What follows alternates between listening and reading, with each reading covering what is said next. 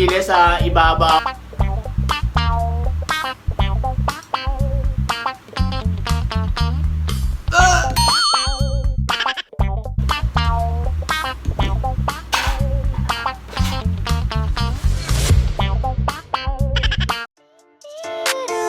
What's going on YouTube? It's your boy Achievers aka Rocky, and today I'm back with a brand new video. Before we begin, please smash like button, smash subscribe button, and don't forget turn on my post notification. Post notification shoutout goes to James Cyrus. Thank you for your turn on my post notification, and if you want to be shoutout on my next video, all you have to do is smash like button, smash subscribe button, turn on my post notification, and the last is comment down below ng done. For today's video, kung napapansin nyo, meron tayong mga iba't ibang klaseng mga things dito. Yan, honey, pulboron, yema, alasa na condense, asin, and magic sarap. Hindi tayo sponsored niyan. Ayang Martis, patis, toyo. Anyway, before tayo mag-proceed dyan, dahil nga nag-uulan, alam naman natin, tuwing tag-ulan, maraming nahihirapan sa pang-ulam. Hindi lang sa pang-ulam, basta sa iba't ibang klase pang bagay. And eto na, ayan, eto yung iba't ibang klaseng bagay na itatry natin kung ano bang the best na maging ulam at the low cost. Alis ang budget lang ng kada isa is hindi lumalagpas ng 10 pesos. And then kung may naisip kayo yung mga trip, prank, challenge, anyway na anong naisip nyo na gusto nyo ipagawa sa akin, let's do it, let's try this one bro. Message mo lang ako, i-comment mo dyan sa comment section sa baba, and try natin yan. Huwag na natin patagalin to. Meron tayo ditong mangkok, and syempre meron tayo ditong eto, kaning lamig. Hindi siya bahaw, malamig lang siya. Ayan, try natin. First try natin. Ang una natin gagawin is yung sa asin muna. Ayan, ito yung kanin and ito yung asin. Ayan. Kita ba? Ayan. Then syempre lalagyan natin ng tubig. Naparami yata yung kanin ko. Ito na, may dala na tayong tubig and ilalagay na natin siya. Sakto lang.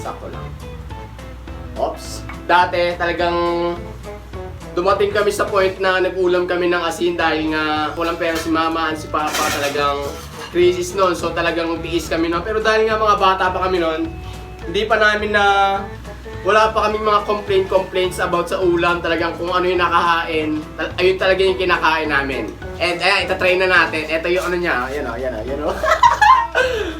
Alam niyo, kumain na ako, nag-almusal na ako, pero dahil nga ito yung schedule natin ngayong araw para sa vlog. Ewan ko ngayon kung anong pag kinain ko siya. Siyempre ma-appreciate ko siya, pero iba yung taste na ngayon eh. Alright, let's go. First bite. Nay, pasara. Para hindi ganun kaingay. Kasi sobrang ingay ko eh. Talagang maingay talaga akong bata eh. Eto na, unang subo. Woo! Taida. Alright. First bite.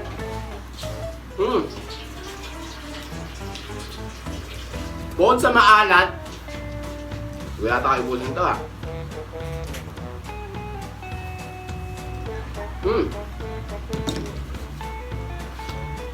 bukod sa yung taste na naramdaman ko maalat. What? And buti na lang masarap yung kanin.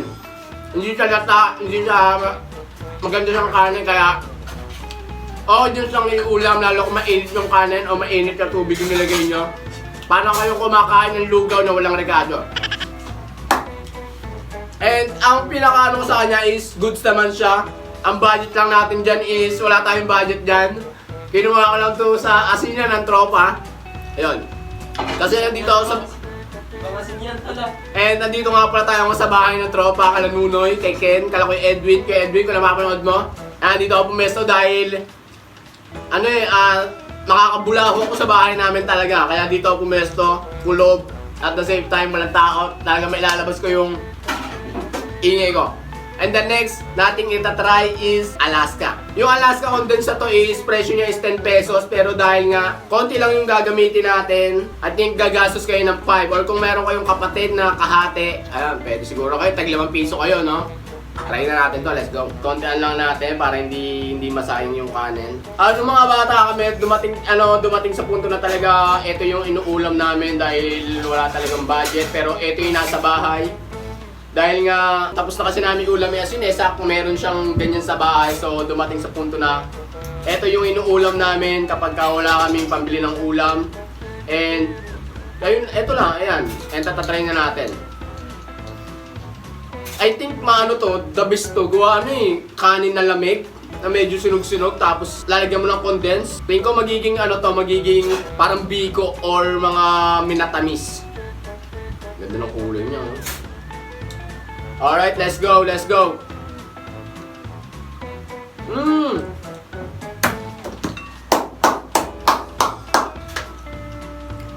Masarap siya guys dahil yung lasa nga niya para talaga siyang kakanin. Sarap, maubos ko to. Ayaw ko wala kayo naisip na ulam na ngayon tag-ulan. Bagyuhan at the same time kulang sa budget. What? Bro, what are you talking about, man? I recommend this one dahil mag-i-enjoy talaga kayo at the same time mapaparami kayo ng kain dahil ang ganda ng combination niya sa kanin. Lalo ko yung kanin nyo is mainit, kakaluto lang. Ay, talaga naman, paparami kayo ng kanin.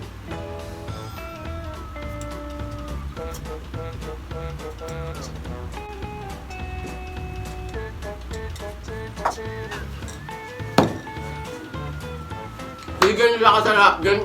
Nakaka-enjoy talaga sa kainin. And the next natin susubukan is etong magic sarap.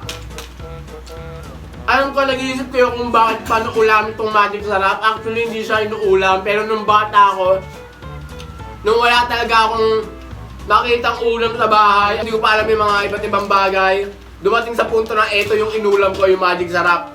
Hindi lang siya inulam, pinalaman ko din siya sa tinapay. And nung nakita ako ng nanay ko, is pinagalitan niya ako dahil alam naman natin yung MSG is masama sa kalusugan. Right? Dahil MSG hindi ko siya nare-recommend na ulamin nyo. Pero itatry ko lang din siya, no? Alright, konting kanin lang. Konting-konti lang talaga dahil MSG is not good for our health. Oops, okay na. Diba? Oops.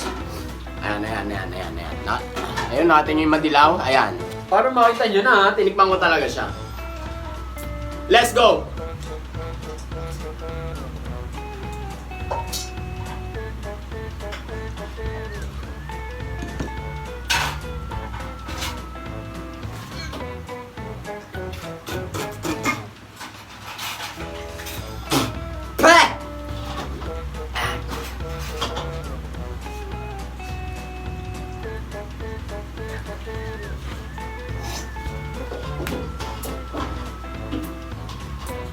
Malaki talaga itong kamalian na ulamin yung MSG. Yung magic sarap, you know? Hindi siya maganda, hindi pakat lasa niya talaga. May lasa siya na flavor, pero hindi siya bagay ulamin talaga na direct mo siya ilalagay sa kanin. Sobrang wak talaga nun. Okay, the next nating itatry is, okay, dito tayo sa patis. Konting-konti lang. Nakaulam na ako ng patis, pero yung patis na yon is may halo siyang kalamansi sa kasili. So, pag inuulam mo talaga yon, kahit yun lang ang ulam mo is mag-enjoy ka talagang kainin at the same time, mapupunan yung gutom mo. Konting-konti lang. Okay na. Alright. Ayan.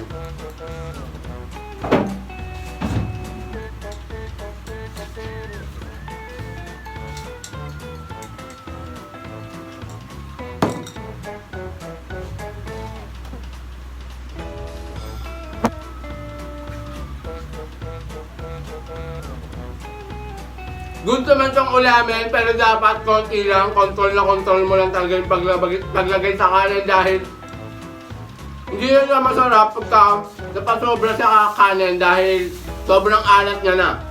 Okay naman, konting-konti lang.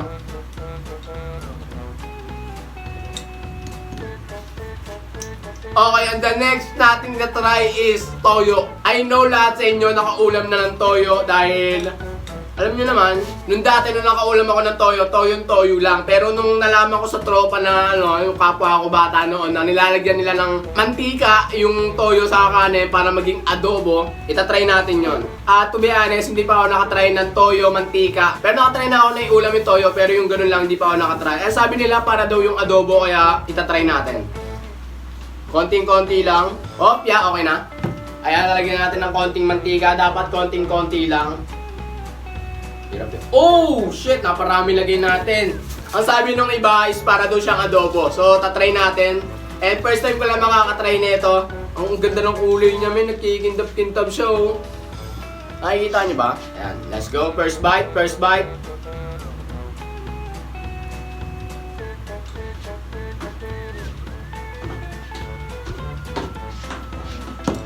Naparami yung mantika ako.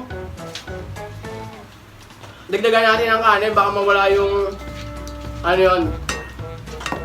I think mas masarap siya. Hindi ko alam, parang try natin kung may sili. Lagyan natin ng sili. And ayun, may hinanda akong sili dito dahil naisip ko ngayon.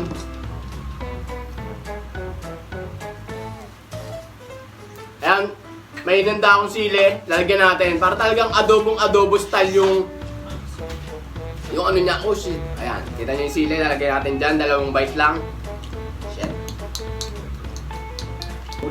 Yan, kita nyo naman, ayan yung sili sa ibabaw. And let's go!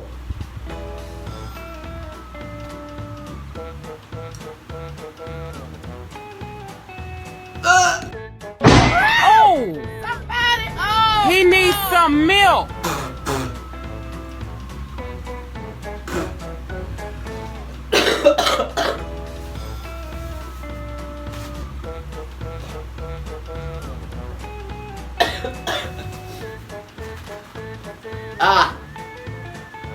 Guys,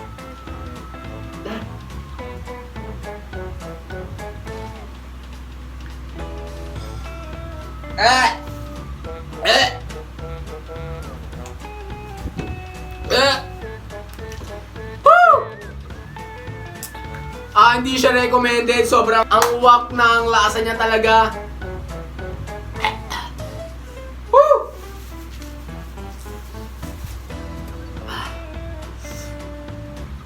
Okay, next natin na try out na tayo dito sa may adobo style na toyo, mantika, sili. Sobrang anghang niya banda dito. Okay, move tayo sa dito sa yema. Ito naman itatry natin. Okay, next natin is yung yema. Alright, kapiraso lang. Ito yung yema. Busog na ako. Gagawin natin, dudurugin natin yung yema. Ihalo natin sa kanin. Ewan ko sa inyo kung nakatikim na kayo ng ulam is yema, yung talagang inano nyo sa kanin. Pero ako, ayos ng bata ako, talagang purgang-purga talaga ako dito sa yema at kanin. Dahil enjoy na enjoy talaga ako siyang kainin kahit may ulam sa bahay namin and lalo hindi ko trip yung ulam. Nagsiswitch ako sa yema. Kasi para talaga akong kumakain dito ng ng malagkit style din yung niya eh. Kasi alam niyo naman yung yema, di ba? Gawa naman sa gatas. Kung ilalagay mo siya sa unflavored na rice, talagang magkaka-flavor yung and perfect talaga silang dalawa. Alright? First bite.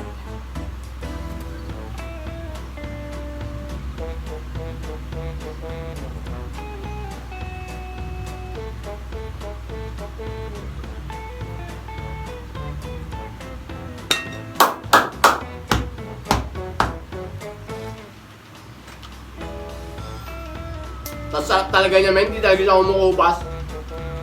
Yema at kanin. I think kung may 5 piso ka, and wala ka talagang maisip na ulam, is okay yung yema dahil ang price ngayon ng yema is 4-5. Yun, kung tas meron kang bagong saing na kanin, ay ko talaga sa'yo. Dighay ka talaga pagkatapos.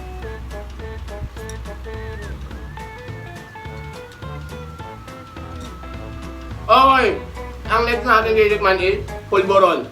I don't know, hindi ko alam, hindi pa ako nakatikim nito na iulam, yung pulboron. Actually, ang mga natikman ko lang nung bata ako is na iulam is yung honey, kahit ngayon naman.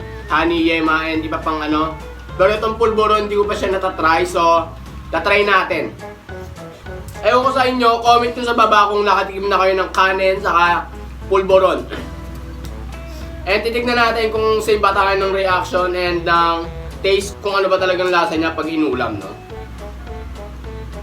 First bite, first bite.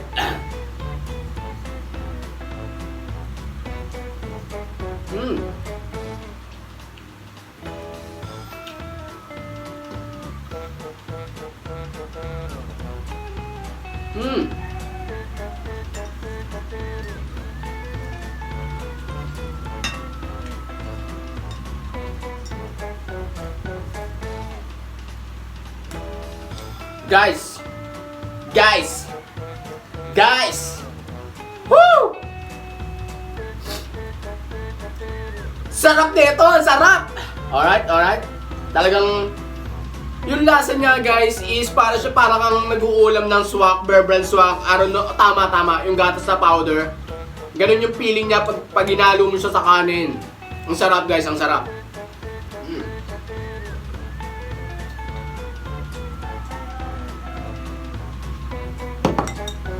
And the next nating tatatry, etong chichirya. Actually, dapat mga bangus, mga tagpipiso ng chichirya. Pero dahil sarado yung mga tindahan dito at wala akong nakita talagang mga tagpiptagudos o tagpipiso ng chichirya like gaya ng bangus, kis, inasal, and mga lechong baka, wala akong nakita nun. So, nag-switch ako dito sa Marquis Crackling. Naulam ko na siya nitong nakaraang araw. Okay naman. And ngayon itatry natin. And yeah, comment nyo sa baba kung nakapag-ulam na kayo nitong Marquis na chichirya. Baka.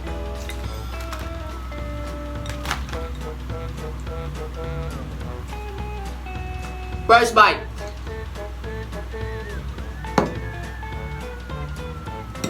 Ayan. Para siyang guys, ginawa natin siya parang sangyup. Parang sushi. Sushi! First bite!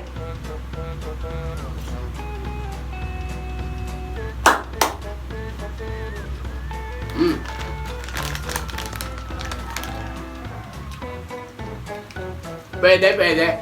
Makakasabay talaga sa mga low budget na ulam like 10 pesos pababa na ulam. Marquis talaga is isa sa pinaka masarap yung ulam. Paparami ka dito ng kain dahil para ka nakain dito ng chicharon. O lalo kung meron kang suka na sausawan, masarap to, Marquis. And the last nating itatry, etong honey. Etong honey na to nung bata kami, madalas namin tong iulam, papakin. Kasi, ewan ko yan, parang apaka-nostalgic niya dahil since dati pa talagang affordable na siya sa market. Pili na siya sa mga sari-sari store, no? Honey. And comment niyo sa baba kung isa rin kayo sa nasasarapan sa honey. Honey, malap. So sweet! Alam ko masarap to, pero tatry natin. Ngayon na lang ulit ako nakaulam ng honey since nung elementary. Ganda ng kulay niya, para siyang para siyang pakain sa baboy, Look at that. Ayan. Busog na ako. Shit. First bite.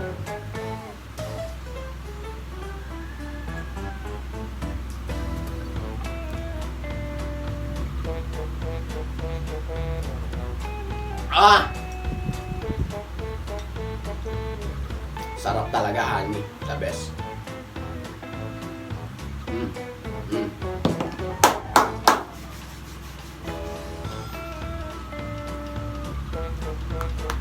Para akong bumalik sa pagkabata, guys, na-touch yung yung inner child nung tinry ko to. So ayun, dito na natatapos yung ating video ngayong araw. Kung umabot ka dito, thank you so much sa pagsama mo sa ginawa natin. So marami kayong pwedeng gawing alternatibong pang-ulam, lalo kung wala kayong budget. And guys, thank you so much. I love you so much. And kita kayo sa next video. Don't forget, smash like button kung na-enjoy mo tong video. Smash subscribe button. And don't forget, turn on my post notification para lagi kang update sa ilalabas nating vlogs. Peace!